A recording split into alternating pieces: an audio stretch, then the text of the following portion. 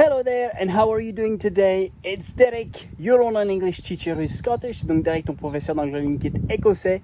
Je t'accueille.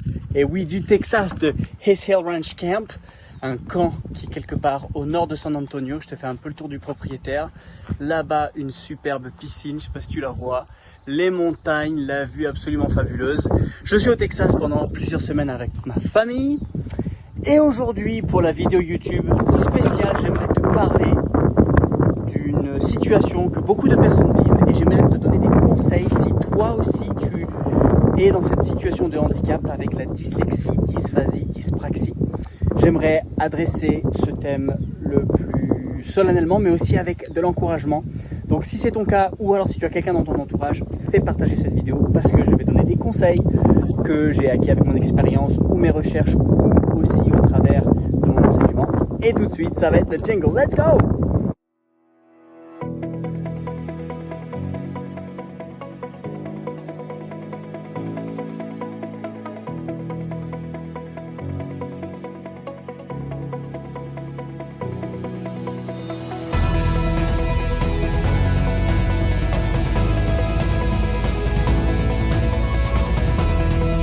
Alors, il y a plusieurs choses que j'aimerais te dire et te donner en ce qui concerne l'apprentissage d'une langue et surtout de l'anglais si tu es dysphasique, dyspraxique, dyslexique. Avant tout, j'aimerais te dire, accroche-toi.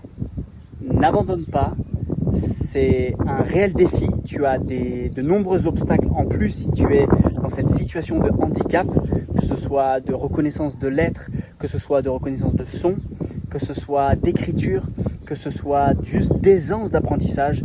Don't give up. J'ai vraiment envie de te dire, n'abandonne pas, parce que même si tu as beaucoup plus de difficultés à cause de cette situation de handicap, n'abandonne pas. Ça vaut réellement le coup de tenir bon, parce que tu peux apprendre. Et j'aimerais te donner 4 petits conseils pour que tu puisses maximiser en fait ton apprentissage malgré cette situation de handicap. La première chose que j'aimerais te dire, c'est image au lieu de l'écriture. Image au lieu de l'écriture, donc les flashcards. Ça va être salvateur pour toi. Désolé, il y a beaucoup de vent. Ça va être salvateur pour toi pour que tu puisses mémoriser de la meilleure manière. Et je sais que le système scolaire francophone passe énormément par l'écrit. Et ça peut être un super support d'apprentissage. Mais passe au maximum par les images, les flashcards. Donc le Quizlet va énormément t'aider pour pouvoir maximiser cet apprentissage. Donc la mémorisation se fera mieux. Okay, je sais que c'est une difficulté, mais ça se fera mieux. Deuxièmement, si tu es dans une situation de handicap, donc par la dyslexie, dysphasie, dyspraxie, privilégie les couleurs au noir. Le système de code couleur. Alors c'est vrai que des fois même dans pas mal de dyslexie, on ne voit pas les couleurs. Certains les voient, d'autres non. Cependant, ça peut t'aider, tu vois peut-être aussi c'est un peu plus feutré, mais ça peut t'aider en fait de réaliser que tout n'est pas en noir. Verbe en rouge, auxiliaire en vert, ou alors les compléments en bleu. Peu importe la couleur que tu voudrais utiliser, mais je te promets que tu auras une réelle évolution si tu apprends par exemple la grammaire, les règles de grammaire de cette manière-là, avec les couleurs, au lieu d'écrire toutes tes règles en noir. Donc ça c'est le deuxième conseil, c'est privilégier les couleurs quand tu écris, plutôt que noir, la couleur l'écriture de couleur noire. Troisièmement, essaye la police d'écriture sur les documents Word ou OpenOffice. Essaye la police Open10.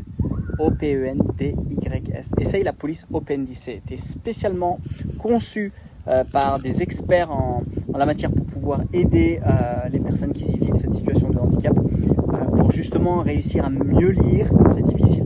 Et je t'encourage vraiment à l'essayer parce que tu auras de réels progrès dans ta lecture, notamment en anglais, mais aussi dans d'autres langues, le français compris. Donc essaye la police Open10. Okay?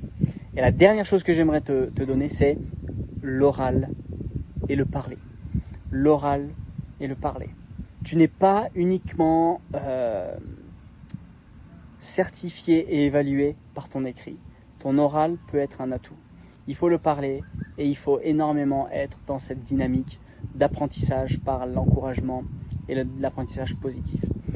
Donc, c'est 4 choses que je voudrais te laisser, voilà. Elles sont là pour t'aider si tu es dans cette situation de handicap. Elles sont aussi transversales vers n'importe quelle personne qui veut apprendre l'anglais parce que c'est des méthodes qui sont un petit peu alternatives, un petit peu différentes. Et je vais t'inviter à aller rejoindre ma masterclass gratuite où tu vas voir aussi quelle méthode est-ce que nous on utilise aujourd'hui pour faire progresser les personnes dans notre organisme de formation pour qu'ils puissent avoir de super bons résultats en anglais. Je te laisse maintenant à t'inscrire gratuitement, mets-moi un like, un commentaire et surtout je te retrouve next week et encore du Texas. Bye!